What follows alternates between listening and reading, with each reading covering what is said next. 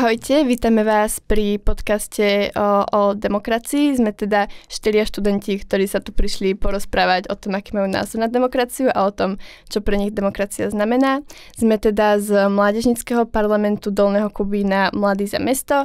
Sme tu vďaka projektu Democratic Youth Festival, ktorý je financovaný Vyšegradským fondom. Ja som teda Charlotta.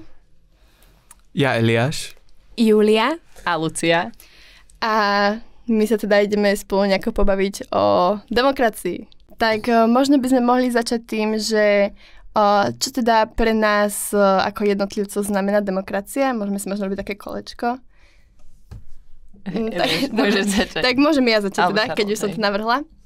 Takže pre mňa demokracia je súčasťou môjho života vlastne od začiatku, čiže ja vlastne ani nejaký iný režim alebo iný typ života nepoznám, ale pre mňa demokracia znamená slobodu a mimo slobody to znamená aj nejaké povinnosti alebo možno nejakú zodpovednosť, keďže vlastne ako spoločnosť spoločne nejako rozhodujeme o tom, kde ten štát bude smerovať, čiže pre mňa to nie je len také, že som slobodná, môžem cestovať, môžem v podstate povedať, čo chcem, ale je to pre mňa aj to, že to, kde tá krajina bude smerovať, je aj na mne a musím byť zodpovedná za moje rozhodnutia, možno za to, koho volím, koho podporujem a myslím si, že veľa ľudí v tejto dobe trošku zabúda na to, že to, kde tá krajina je teraz, je trošku aj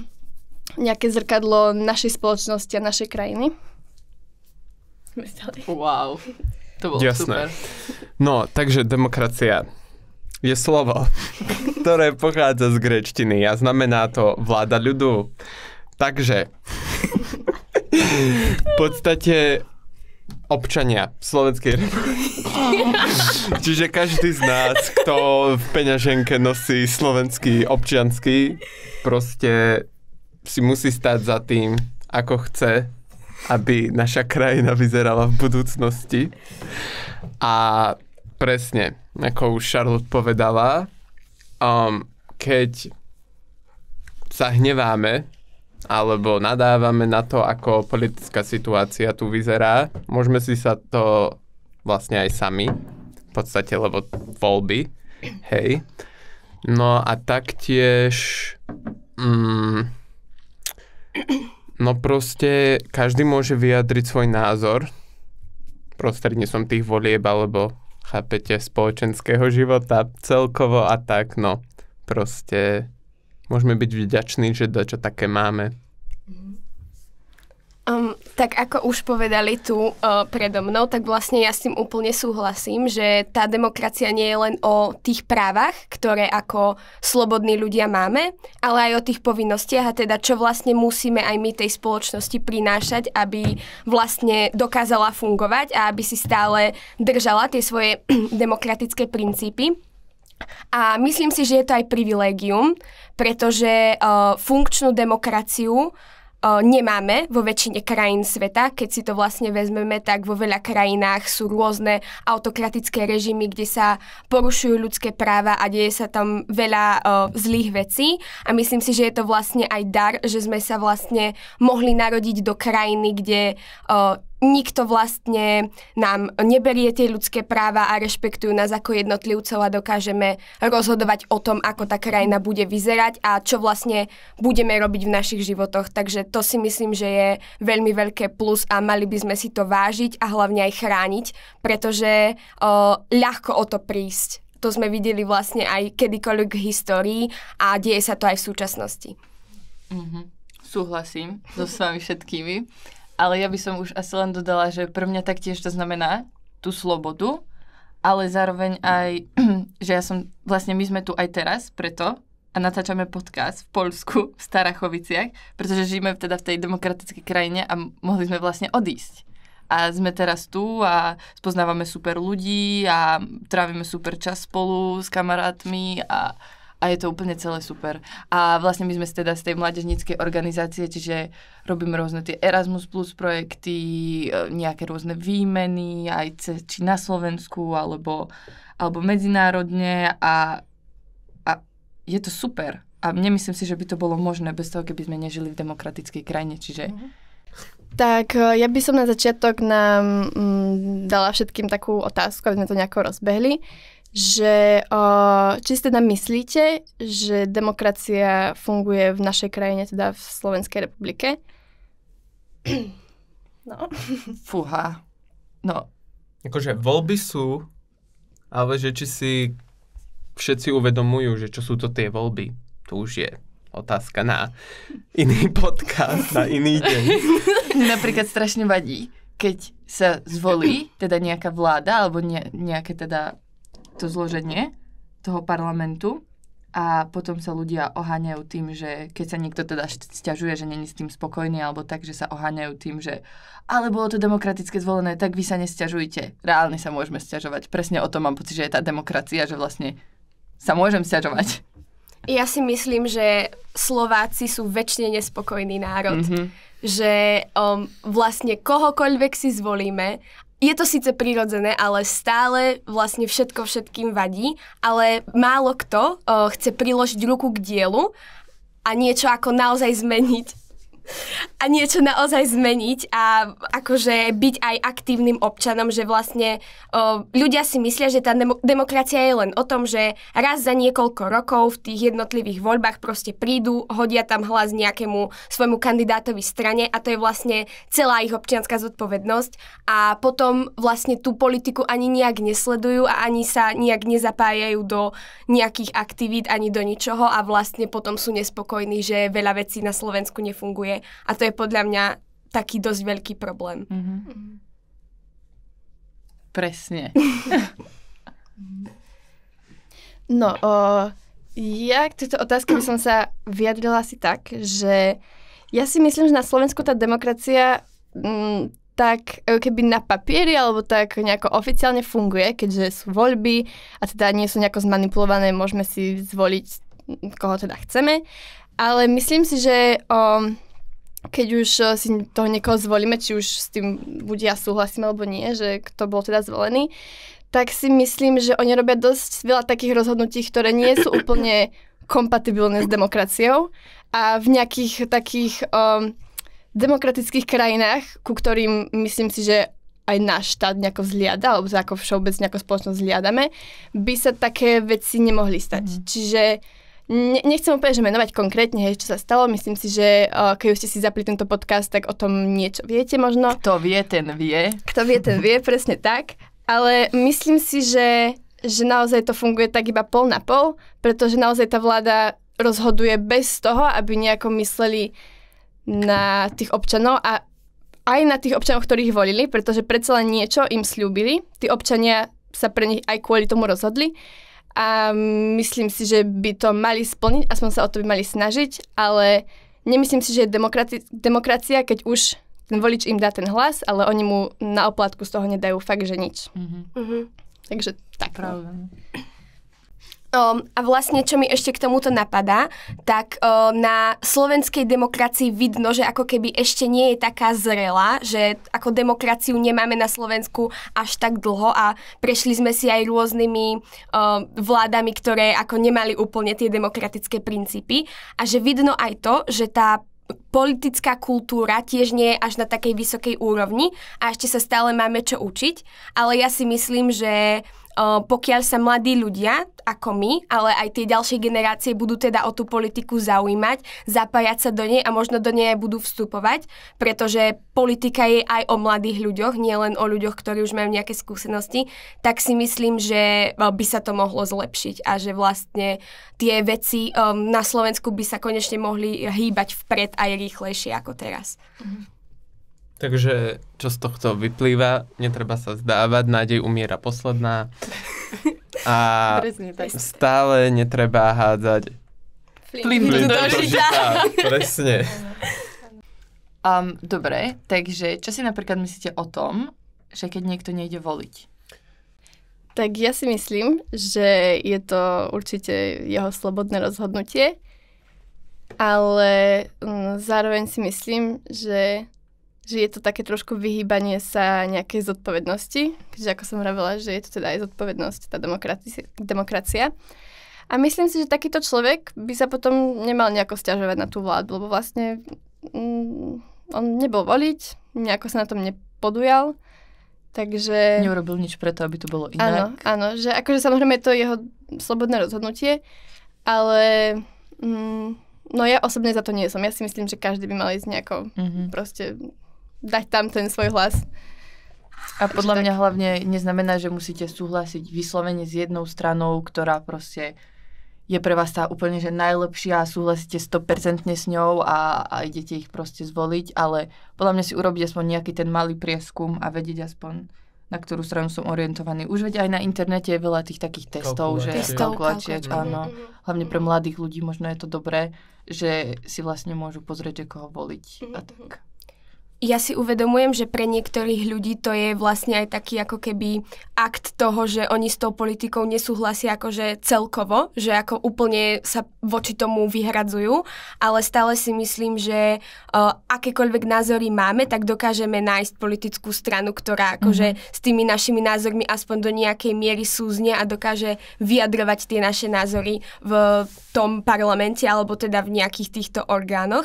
Ale zároveň si myslím, že potom je aj druhá skupina ľudí, ktorí sú vyslovene ignorantskí a o tú politiku sa absolútne nezaujímajú, že to ide úplne mimo nich, že to je vlastne téma, ktorá ich nezaujíma. Ale teda práve títo ľudia potom, keď sa už začnú diať nejaké veci, ktoré im vyslovene vadia, tak sú prví, ktorým vlastne to prekáža a vyjadrujú to, napríklad aj na sociálnych sieťach. A to je potom podľa mňa problém. Pretože myslím si, že každý jeden občan by sa mal aspoň do nejakej miery edukovať o tom, ako ten jeho štát funguje, aby potom vlastne aj vedel, že čo sa s tým dá robiť, ako sa to dá zmeniť, ale aby mal aj taký všeobecný prehľad o tom. Lebo tak predsa len aj preto máme každý to občianstvo, aby sme to aj využívali nejak aktívne. A podľa mňa akože každý sa môže vyjadriť, či súhlasí, nesúhlasí, ako to dopadlo, ale hlavne nech je to slušne. Lebo nadávky a všetko toto, nič to nevyrieši. Podľa mňa iba tí ľudia povedia o sebe veľmi veľa. A napríklad myslíte si, že demokracia má nejakú budúcnosť, že vlastne do budúcna myslíte si, že sa bude tá demokracia rozširovať, alebo myslíte, že možno, že nemá budúcnosť? Bo možno príde taký iný systém. No. To už Winston Churchill povedal, že vlastne demokracia je to najlepšie, čo sme ako keby vymysleli, že ešte nič lepšie nemáme, ale tak no kto vie, čo prinesie budúcnosť. Každopádne ja si myslím, že ono sa to tak celkovo vo svete tak mení, že raz sme teda v tej demokracii, potom to na nejakú dobu spadne aj do možno nejakých totalitných režimov, ale myslím si, že každá tá krajina smeruje k tomu vlastne, k tej demokracii, lebo tak to je aj taký nie režim, ale zriadenie, ktoré vlastne aj tie ľudské práva sa zasadzuje o ne a je to, myslím, také najviac prirodzené pre tú ľudskú spoločnosť a hlavne v dnešnej dobe modernej. Ale na druhú stranu si myslím, že zase demokracia nie je 100% dokonalá. Že určite by mohlo byť aj niečo lepšie, ale tak nikdy nič není dokonalé asi, takže... Asi nič nikdy nebolo 100%. A hlavne nedá sa vymyslieť niečo, s čím by súhlasili všetci, pretože každý sme nejaký jednotlivec a máme proste nejaký vlastný vnútorný svet a veci, ktorým veríme a nedá sa vyhovieť všetkým, ale demokracia je pekná práve v tom, že ona sa aspoň snaží vyhovieť všetkým, keď už to nedokáže urobiť na 100%.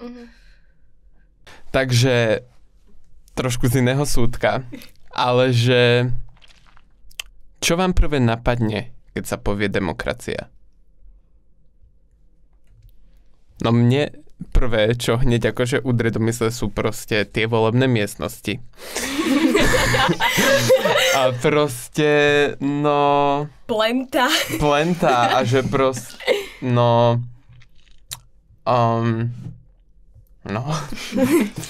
No, mne prvé napadne sloboda a potom mi napadne cestovanie.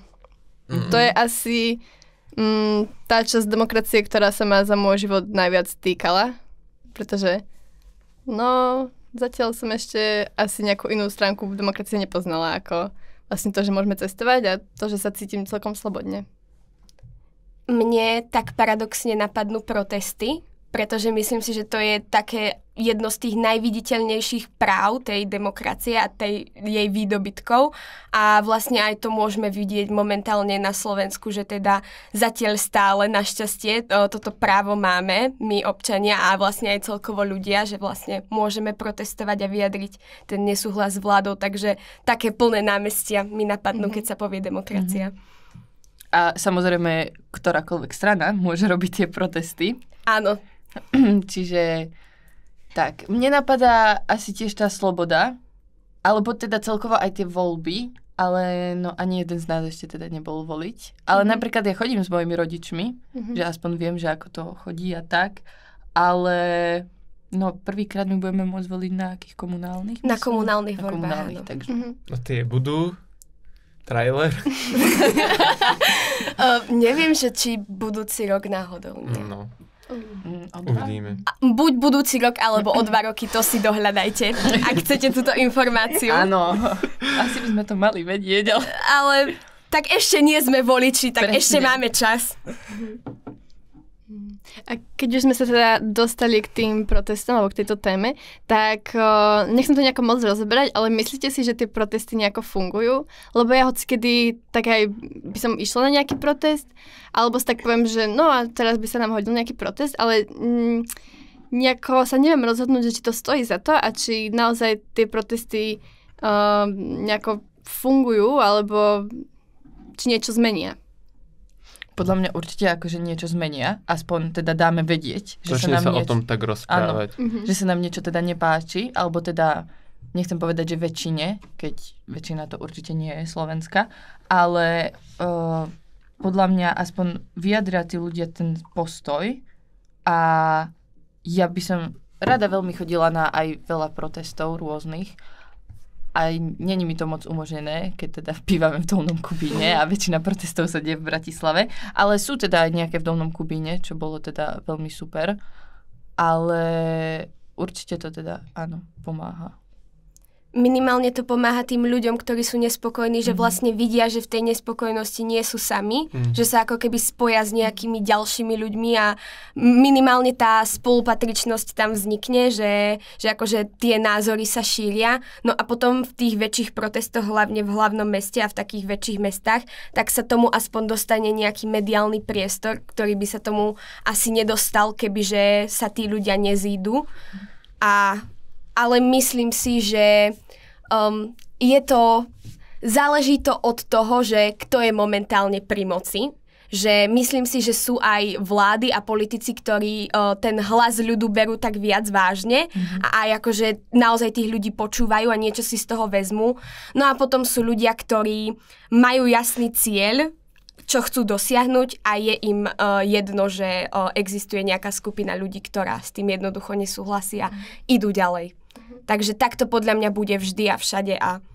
Ale myslím si, že je dôležité protestovať napriek všetkým okolnostiam. Mne dokáže napríklad strašne naštvať, keď mi niekto povie, že ja nejdem na protest, veď ja aj tak nič nezmením. A už poznám asi 5 ľudí, čo mi toto povedali. A reálne 5 ľudia, čo len ja poznám, môžu sa dostať ďalší, čiže reálne tí ľudia môžu aj niečo zmeniť potom. A toto isté aj pri jednotlivých hlasoch, že človek si povie, že jeden môj hlas nikomu nepomôže, ale naozaj, keď si vezmeme, tak niekedy rozhodujú fakt desiatky hlasov od toho, že kto sa napríklad dostane do parlamentu a kto nie. Takže naozaj akože každý jeden hlas toho človeka je podľa mňa dôležitý. A ďalšia otázka k tomuto, vlastne keď tu aj sedíme my ako mladí ľudia, ktorí sa nejakým spôsobom zapájajú do týchto demokratických projektov, tak vlastne ako môže byť mladá generácia viac zapojená do demokratických procesov podľa vás? No, napríklad u nás v škole, Gymnázium Pavla Orsaga Hviezdoslava, sme teda organizovali simulované prezidentské voľby, myslím, že to boli. Áno. A ja som bola teda predseda tej komisie, dajme tomu, áno. A bol tam niekto aj z vás so mnou, či nie? Aha, Eliáš, áno. My sme sa vlastne snažili nasimulovať ako keby celkovo ten priestor tých volieb, aj celú, ako to teda vlastne fungovalo od toho, že ste prišli. My sme si našli tých ľudí v zozname, odškrtli sme si ich a bolo to vlastne pre ľudí myslím, že od prvého ročníka, že nejakých tých 15-16 rokov po vlastne 4. alebo teda 5. lebo máme aj bilingválnu sekciu. A normálne sme mali hlasovacie lístky, plenty sme si požičali z mesta, pera, všetko takto a boli sme tam 4 vlastne. Prebiehalo to cez prestávky a potom na konci dňa sme len sčítali hlasy. Normálne bolo prvé, druhé kolo a bolo to veľmi zaujímavé. Aj potom vlastne vidieť, že niektorí ľudia to naozaj zobrali vážne, že zakrúžkovali niekoho. Alebo potom nejakí špekulanti, ktorí si tam niečo dopísali, alebo dokreslili, alebo takto. Ale musím povedať, že väčšina z tých hlasov bola vyslovene, že normálna. Nikto tam nič nepísal debilné, alebo sa nesnažilo niečo a tak. A bolo podľa mňa aj veľmi vidieť, aspoň sme si teda urobili ako taký rozhľad, napríklad, že na našej škole, že kto by vyhral vtedy prezidentské voľby medzi mladými ľuďmi, čo podľa mňa vychádzalo aj z oficiálnych prieskumov, ale tak, teda. Takže budúci voliči si to vyskúšali. A napríklad ja by som bola rada za takúto skúsenosť, pretože ako ja som už vravela, tak ja chodím teda s našimi aj, že voliť, alebo tak teda, že aspoň sa teda pozerám, že celý ten proces ako prebieha tak, ale veľa ľudí túto možnosť napríklad nemá. Takže si to mohli takto aj vyskúšať a potom teda už budú vedieť na ostro, aké to je, aby sa napríklad nepomýlili alebo tak. No, čo ja by som dodal, keď sme už v tom školskom priestore, že by bolo veľmi zaujímavé, no veď tým novým voličom, alebo teda mladým študentom, čo za chvíľu budú mať tu volebné právo, že by bola dajaká objektívna prezentácia strán, čo sú na výber v tom parlamente, že proste, lebo veľa ľudí pozná len tie základné, čo majú najviac hlasov, ale proste... Alebo najviac kauz. Áno, ale spektrum je teda pestré, je toho veľa na výber, takže možno preto sa aj veľa ľudí zlakne, že nevedia, komu dať hlas. Takže to by bolo veľmi akože prínosné. A to napríklad, vy by ste to prijali, keby sme takéto niečo mali, že, no veď ako sme vraveli, tak my sme ešte teda nevolili, ale že takýto ako keby tréning, veď ste museli zvoliť v tých voľbách, nie teda v tých školských. Áno. No, hej. No, ja by som to asi prijala, ale muselo by to byť veľmi také nestranné a veľmi také objektívne. Ale ja akože určite mám chaos v týchto politických stranách, aj v nejakých ich kampaniach. Takže myslím si, že hoci čo by mi trošku pomohlo viac to nejako... objasniť. Áno, nejako to pochopiť. By podľa mňa bolo pre mňa prínosné. A myslím si, že veľa ľudí to má takto, že vravia, že ako nevedia, koho voliť, alebo proste sa v tom nevyznajú a myslím si, že niečo nám treba proste také, čo by nám to viacej objasnilo. Ja si myslím, že aj akože v tých študentoch a možno aj v tom nižšom veku by sa tak malo celkovo podporovať to myslenie demokratické a aj také kritické rozmýšľanie nad vlastne informáciami, ktoré príjmame a možno aj posilnenie občianskej náuky, pretože keď vlastne dospejeme, tak všetci budeme občanmi a nejaké tie ďalšie predmety, ktoré vlastne v škole máme povinné, tak potom sa každý začne uberať iným smerom, ale myslím si, že je dôležité, aby aspoň základy každý ten človek vedel, že vlastne aké sú tie strany, že možno aký je rozdiel medzi pravicou a ľavicou, že kto sa volí do akých volieb a proste aký je ten systém celkovo.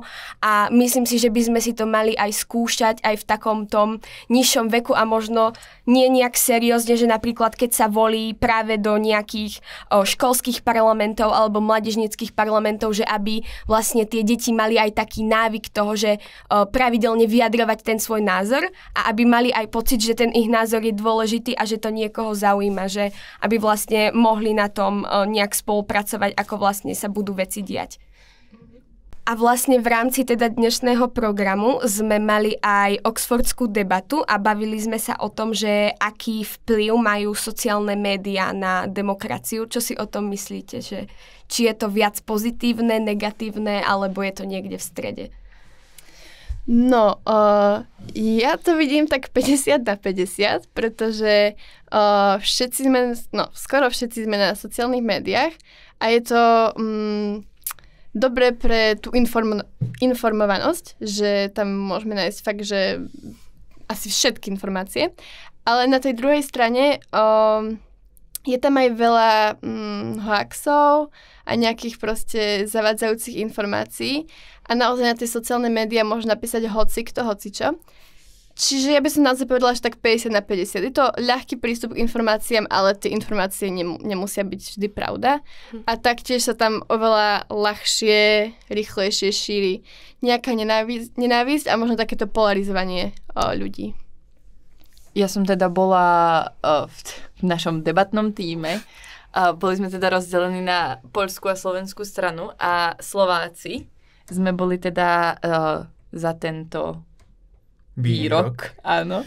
A je teda... Ale ešte povedz, aký výrok, lebo sme nepovedali, že aký výrok. Jasné. Že vlastne sociálne médiá majú negatívny vplyv na tú demokraciu. Áno. Takže my sme boli za a ja aj osobne som za toto.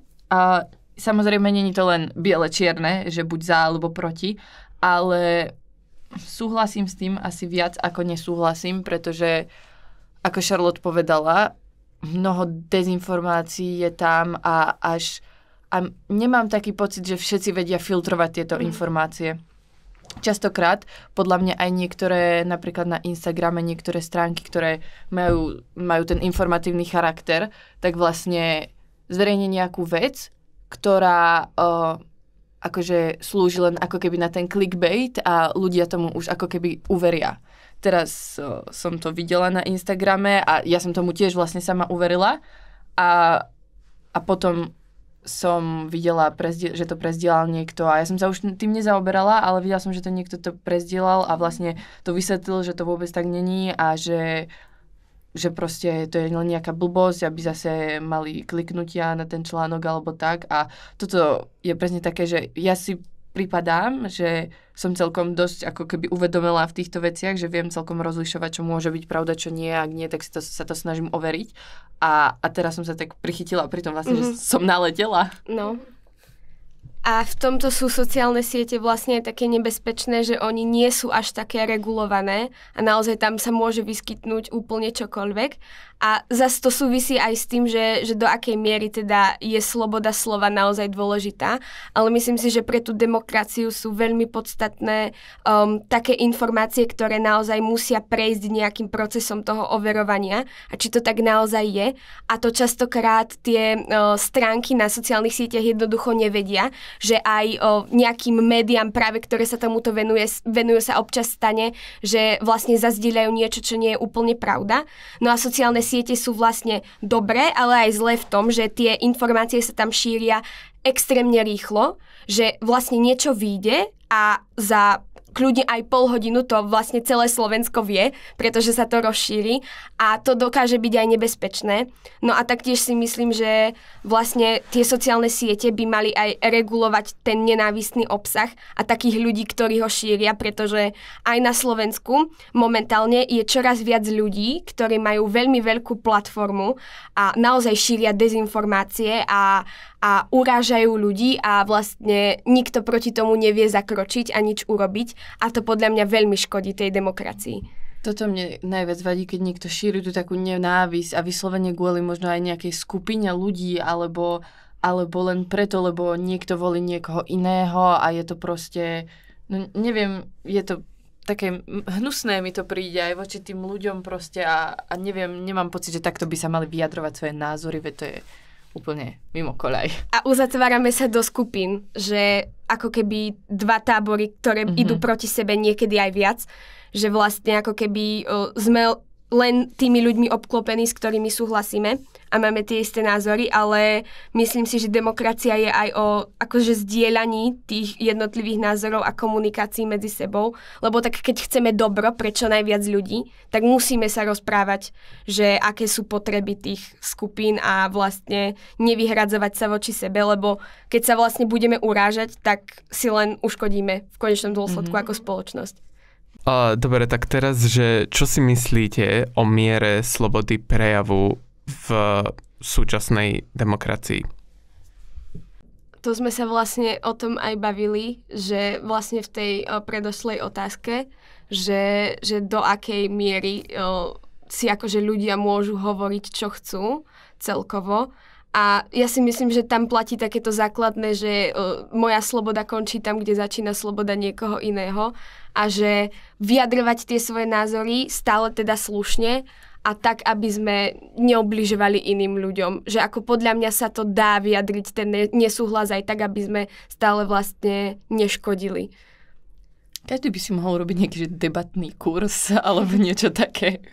My sa veľmi páčili, napríklad sme mali v meste veľmi pekný festival Medze a čo sa tam rozdávali tie brožúrky, tie rúžové, neviem ako sa to už presne volalo, vieš? Nepamätám si. No, čo si také, že počúvam ťa a boli tam akože presne aj cvičenia o tom, jasné, že hej. ako sa vyjadriť k téme a proste ako sa počúvať navzájom. No, aj toto určite, že počúvať vlastne aj tých druhých ľudí, že čo sa vám snažia povedať. A nemožno, že sa snažiť ich presvedčiť, že na tú svoju stranu, že ja mám teda pravdu, že je v pohode, ak si myslel niečo iné, ale zároveň ich za to neshodiť proste, že nemáš určite pravdu a je to takto a takto. Takže... Ale stále si myslím, že je dôležité rozlišovať nejaký rozdiel medzi názormi a nejakými faktami. Že jednoducho sú témy, kde je ten priestor na to, že môžeme mať rôzne názory na to a je to stále akože úplne v poriadku. Ale potom sú aj niektoré fakty a hlavne vedecké fakty, ktoré by sa teda nemali spochybňovať. A ak aj niekto si myslí niečo iné, tak by stále mali byť nejakí odborníci a ľudia, ktorí vlastne mu to vysvetlia akože stále slušne, ale zároveň tak jasne, aby potom takéto veci úplne neboli akože verejné alebo proste v nejakých mediálnych priestoroch, že napríklad, keď si niekto myslí, že Zem nie je guľatá, alebo si potom čo myslí... Čo sa týka klimatickej krízy aj napríklad. Áno, alebo nejakých ďalších vedeckých vecí, alebo nejakých medicínskych záležitostí, že to fakt si myslím, že by sa to malo kontrolovať a naozaj by takí ľudia... Akože mali by mať úplne slobodu to povedať, keď si to myslia, ale nemalo by to byť vnúcované. Áno, a nejak brané ako nejaké nové fakty, alebo nejaké niečo ďalšie. Ja teda súhlasím s Julkou v tom, že naozaj každý nech si môže povedať, čo chce, povedať svoj názor, ale myslím si, že všetci sme trošku prestali brať vážne tie naše výroky, hlavne na sociálnych sieťach a myslím si, že ľudia majú až moc veľa sebavedomia v tom, že môžu, neviem, nadávať niekomu na sociálnych sieťach alebo že môžu byť nejaký vulgárny a myslím si, že by bolo dobre odsúdiť ten spôsob, akým sa niektoré názory vyjadrujú, ale nie ten názor. Nech si naozaj každý povie svoj názor, nech sa vyjadrí, ale nech porozmýšľa nad tým, že akým spôsobom sa vyjadruje. Či to je naozaj slušné alebo vhodné. A tak. A hlavne si aj veľa ľudí dovoluje na tých sociálnych sieťach to, čo by si proste v reálnom živote nedovolilo. A to je akože... Ja sa len vrátim k Julke, že podľa mňa už je to, že najhoršie, čo sa môže stať, keď my začneme spochybňovať už odborníkov. Lebo ľudia nadobudli pocit a hlavne na tých sociálnych sieťach, kde zrazu aj obyčajný človek môže mať veľmi veľkú platformu a tisíce ľudí, ktorí ich sledujú, tak ľudia zrazu si myslia, že sú odborníkmi na všetko. Že v pondelok sa môžem vyjadriť na nejakú tému ohľadom vojny, potom v utorok ohľadom medicíny, v stredu o astronómii a vlastne stále ten môj názor bude relevantný a myslím si, že by sme sa tak ako keby mali aj vrátiť trošku nohami na zem a priznať si, že nevieme všetko a vlastne z niektorých tém vieme veľmi málo alebo nič a tak si jednoducho tak študovať o tých témach a možno naozaj počúvať tých odborníkov, ktorí jednoducho v 99% prípadov fakt vedia, o čom hovoria, lebo tak keď zasvetia celý svoj život nejakej téme, tak asi o tom budú mať viac informácií ako niekto, kto si o tom prečíta článok na Wikipédii. No. Modrý koň. Alebo presne, ešte aj možno takéto nejaké fórum, áno. Dobre, takže asi teda posledná naša otázka. Kedy si prvýkrát uvedomila, čo je demokracia a ako ovplyvňuje tvoj život? Tak za mňa už akože od malička som tak veľmi rada s rodičmi pozerávala rôzne dejepisné alebo proste takéto nejaké dokumenty, čo jednoducho šlo v televízii. A 17. novembra vždy, to je vlastne Deň boja za slobodu a demokraciu, tak vždy to vlastne šlo celý deň. A už keď som bola naozaj veľmi malá, tak som to tak vnímala, že ako keby tí naši rodičia a starí rodičia museli za tú slobodu a za tú demokraciu naozaj bojovať a museli za to niečo dať a vlastne my už sme sa do toho narodili rovno a máme vlastne všetky tie výhody, že napríklad aj to slobodné cestovanie alebo že spolupracujeme s inými krajinami a jednoducho, že ani si niekedy neuvedomujeme, aký veľký dar to je a že vlastne to nie je samozrejmosť a vlastne skoro všetky generácie pred nami to nemali. A my, a možno ešte naši rodičia, sme taká prvá generácia, že čo to akože naozaj aktívne počas väčšiny života má. A podľa mňa práve preto by sme si tak akože mali snažiť, aby to aj ďalej pokračovalo. Mm-hmm. Ja som si to tiež všimla úplne na hodinách dejepisu. Akože keď už sme, teda my sme na 8-ročnom gymnáziu, čiže keď sme prišli na to 8-ročné gymnázium, máme výbornú učiteľku pani Chrenovú, áno. Áno, potvrdzujeme. Dejepisu, milujeme ju, áno. A ona nám to úplne krásne vysvetlila všetko, aj všetky tie témy, čo máme a vlastne keď si to porovnávame, že čo sa dialo a čo sa teraz deje, tak je to úplne iné a je to vlastne super. Mhm. No, ja som si to uvedomila tiež takto podobne ako babi. Ja som teda prvý raz prišla na to, že čo je demokracia a že vlastne v nej žijeme, keď som pozerala nejaký dokument s otcom o myslím, že Severnej Kórei. A to som bola fakt, že malá a tak som akože nad tým rozmýšľala, že ako to, že my žijeme tak, ako žijeme, ako to, že oni žijú tak, ako žijú. A potom nejako postupne aj na geografii, keď sme sa učili o rôznych krajinách, rôznych režimoch, aj na tom dejepise, tak nejako som sa začala spájať v tej hlave, že vlastne sa máme veľmi dobre a vlastne som sa tak začala uvedomovať, že čo pre mňa tá demokracia teda znamená a to, že vlastne skoro všetko, čo robím v živote, môžem robiť vďaka demokracii. A tak som si začala uvedomovať, že vlastne aké jednoduché je stratiť tú demokraciu, aj vďaka sa tomu dejepisu, možno nejakým tým dokumentom. A myslím, že som sa o to tak začala zaujímať asi iba pár rokov dozadu, ale myslím, že to je tiež celkom dobré, že to nebolo neskôr. Mm-hmm. No a ja tiež proste z rôznych strán a postupom času. A bolo to tiež napríklad, keď som ako doprovod išiel s rodičmi na voľby, či už komunálne, a že proste sa tam volia nejakí tí ľudia, ktorí rozhodujú za nejaké tie veci. No a potom tiež proste v tej škole a tak celkovo, aj keď sme napríklad išli na nejaké prednášky a tak, že proste v tom mojom živote sa to celkom akože tak to rieši, že proste mi to není cudzie, za čo môžeme byť tiež proste vďační, že lebo napríklad aj to, že máme ten náš mládežnícky parlament, tak to sú tiež úplne parádne skúsenosti do budúcna a tiež nám to proste prináša podľa mňa taký tým presne, že pohľad. stále akože obklopujeme tou demokraciou, že všade, kde ideme. A vlastne aj tie naše rozhodnutia jednotlivé, že tie životné, že napríklad si môžeme vybrať, že v akom meste budeme žiť, alebo čo budeme študovať, že aj také tie úplne základné veci, ktoré si myslíme, že veď to ale musí mať každý, no tak keď potom, ako už Charlotka vravela napríklad v tej Severnej Kórei, tak naozaj sa nám ukazuje, že to nemá každý a že to je vlastne úplne brutálne dobré a že za to aj niekto naozaj niečo musel položiť, aby sme to my teraz takto mohli mať. Tak, toto by bolo asi od nás všetko. Ďakujeme veľmi pekne za to, že ste si nás zapli a za to, že ste nás dopočúvali až teda tu na do konca.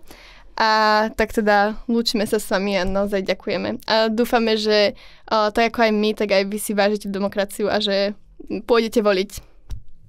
Ahojte. Ahojte. Čaute. Ahojte.